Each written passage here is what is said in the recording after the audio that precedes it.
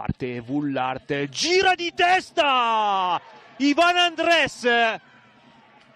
Inter subito in vantaggio con Ivan Andres, con una grandissima girata sul primo palo. Non può nulla Duran.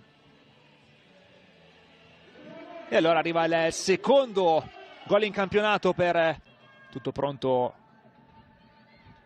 Fischia l'arbitro, può partire Magul. Va Magul col destro, la traversa di Magul e poi Tomaselli non riesce a dare forza al colpo di testa. Fischiato però l'offside. Rivediamo, non ci ha pensato due volte. E solo la traversa nega la gioia del gol. La palla per Bowen, di prima a cercare Polli che spizza dentro per Magul. In area di rigore Magul si ferma. Ancora il possesso di Magul e poi il tocco dietro per Vullart. Ancora un legno. Rivediamo.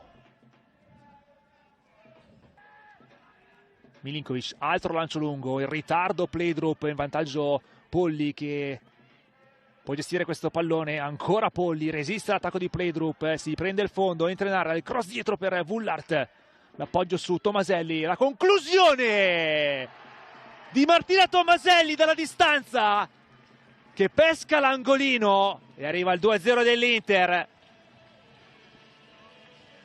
con il più classico del gol dell'ex. Martina Tomaselli festeggia così la sua 100ª presenza in Serie A. Lo fa con una conclusione meravigliosa da fuori. Rivediamo, brava Vullart nell'appoggio. Poi bravissima Tomaselli che non ci pensa. Vullart gioca di prima l'Inter. Bowen attaccata da Missipo. Si può vedere Tomaselli. Chiude il triangolo Bowen. Il cross dietro per Polli che può girarsi, palla che rimane lì, Polli! Terzo gol dell'Inter con Elisa Polli.